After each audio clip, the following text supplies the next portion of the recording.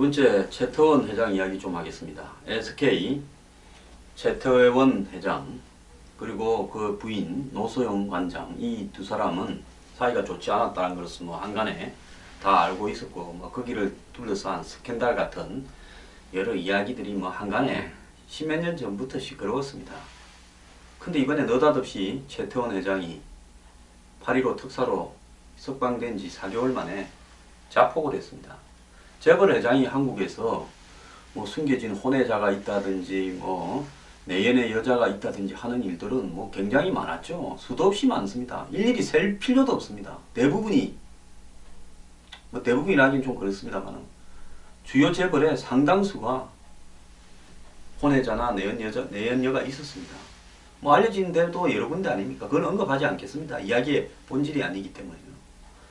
그런데 다 그렇게 하고도 재벌 회장이니까 돈이 많고 힘이 있으니까 그냥 집안에서도 무마시켜서 그냥 삽니다.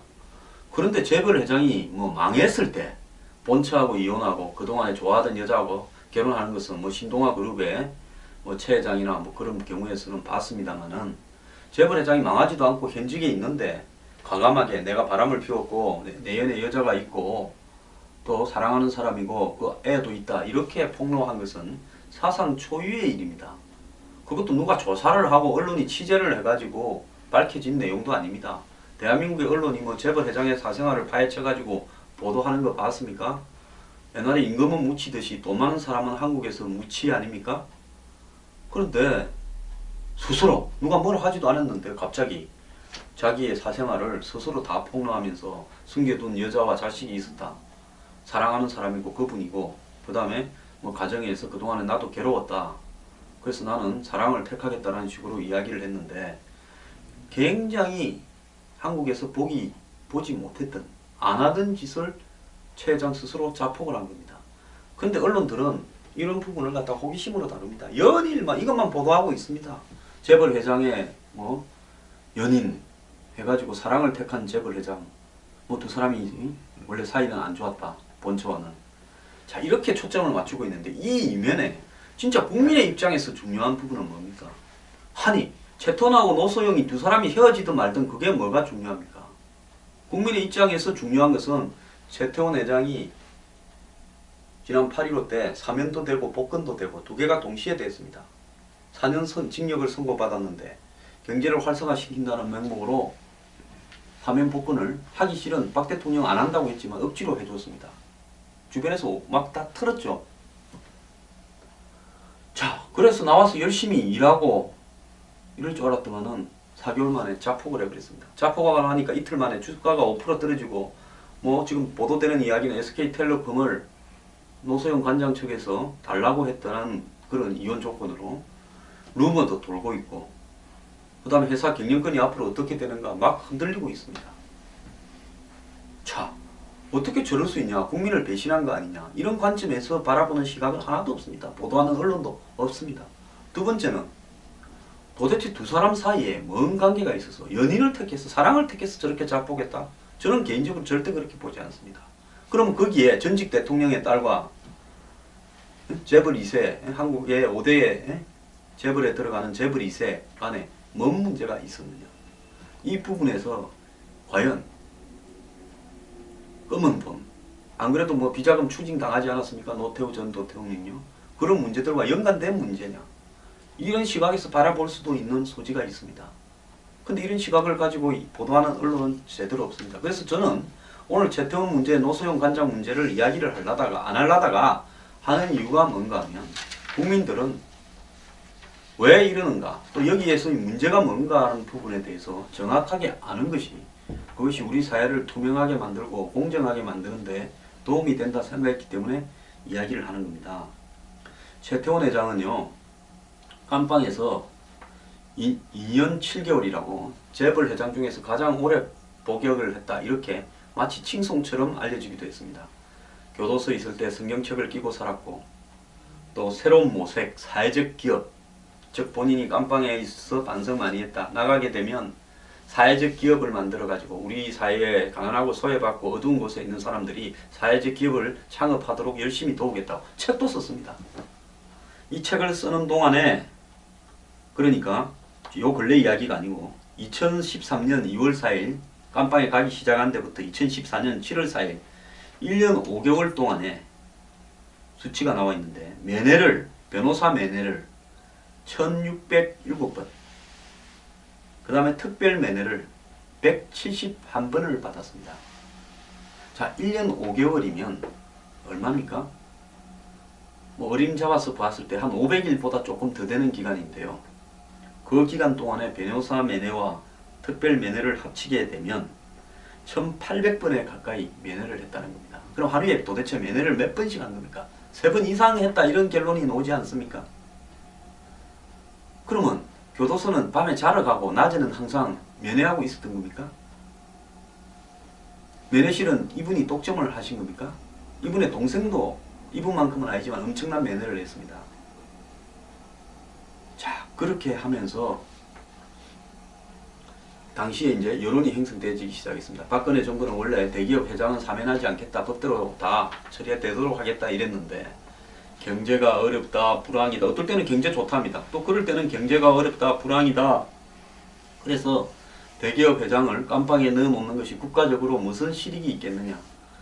뭐 이 배임이나 이런 부분은 과거의 다른 어떤 범죄하고는 좀 다른 거 아니냐. 최 회장은 뭐 약 한 500억에 가까운 배임 횡령 이런 부분을 혐의를 받고 있습니다. 그럼 회사 돈을 엉뚱한 데 썼다는 거죠. 빼서.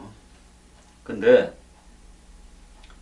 자관 그렇게 이렇게 이야기가 나와서 이제 정부의 고위층 아주 유명한 장관들이 그래도 경제적인 문제를 좀 생각해야 된다. 그래서 경제적인 어떤 상황을 생각하면 최 회장을 좀 풀어주는 것도 고려해야 되지 않겠냐. 그 다음에 나온 이야기는 국민 여론이 그렇게 돌아가면 풀어줄 수도 있다. 이렇게 이야기를 했습니다. 그러니까 언론들이 이제 써제끼기 시작했습니다. 뭐 대부분의 언론이 썼죠. 어느 부재가, 즉 재벌 회장이 깜빵에 가 있는 사태가 한국 경제를 갖다가 곪게 만들고 있다. 대표적으로 SK 최태원 회장이 2년 7개월째 깜빵에 있으면서 제대로 된 투자도 못한다. 세일가스나 오일 화학 쪽의 기업인데 그런 대규모 투자 결정을 하고 그 투자를 통해서 고용을 창출하고 M&A도 하고 하면서 여러가지 한국 경제를 살리는 견인차 역할을 해야 될 건데 이 중요한 시기에 이런 중대한 일을 해야 될 재벌 총수를 뭐 옛날의 범죄에 비하면 별것도 아닌 배임 횡령으로 깜빵에 가두어두는 것이 옳느냐 이런 식으로 굉장히 보도를 많이 했습니다. 수천억 수조원 거래를 해야 되는데 회장이 없어서 누가 판단해서 이런 일을 할 거냐 이렇게 이야기를 하고 있습니다. 그래서 회장이 없다 보니까 투자나 고용에 있어서 선택을 못하고 방만한 경영이 될 수밖에 없고 경제 발전과 사회 발전이 잘 안 되고 있다라는 식으로 이야기를 했습니다. 그래서 경제 살리기에 꼭 필요한 사람이니까 풀어줘라 하고 경제인 단체도 다 이렇게 건의서를 냈고 청원을 했습니다. 그래서 할 수 없이 대통령이 8.15 특사로 자기의 원칙을 깨고 사면 복권을 시켜주지 않았습니까? 자, 사면만 되고 복권이 안 됐다면요.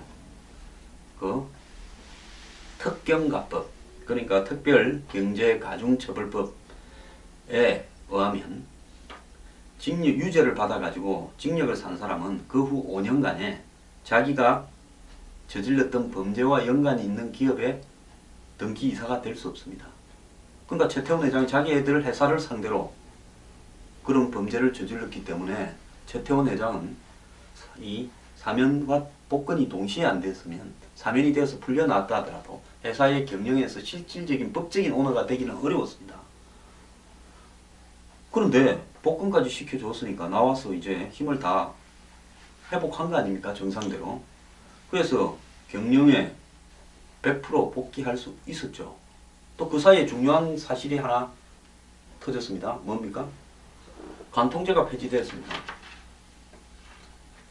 자, 최태원 회장이 이 교도소에서 올 때 제 모습을 기억을 합니다. 심양과 컴컴할 때 성경책을 갖다 이렇게 손에 끼고 나와가지고 경제 발전, 사회 발전 위해서 최선의 노력을 다하겠다고 해서 저도 저분이 그래도 교도소에서 모범수 생활을 했고 뭐 성경도 읽고 뭐 성경책도 가지고 노고 저러면서 저렇게 하는 거 보니까 이제 달라졌을까 이렇게 생각을 했습니다. 나와서 그 다음 날부터 경영 일선에서 회의도 주도하고 뭐 열심히 한다길래 잘 되기를 바랬습니다. 저는 사실은 재벌회장 풀어줄 때는 저렇게 풀어주면 나중에 다 그냥 다시 똑같은 일을 또 하게 되니까 대부분 그랬다. 그러지 말고 아예 풀어줄 때 돈 있는 사람은 1년당 얼마씩을 내가지고 그냥 국민을 위해서 기부하게 만드는 것이 차라리 현실적이다. 돈이 제일 정직하다. 이렇게 이야기를 했습니다. 돈 있는 사람이 죄를 씻을 때는 돈으로 죄를 지었는데 죄를 씻을 때는 돈으로 씻는 게 낫지 않냐. 제 말이 그때 좀 엉뚱하게 들렸을 겁니다. TV에서도 여러 번 그랬어요. 근데 결론적으로 한번 보세요.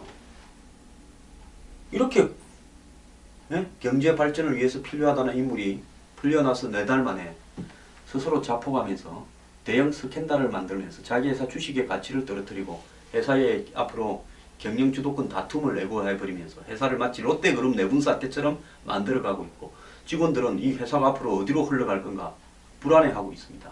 투자자는 주식가치 하락으로 손실을 입고 있습니다.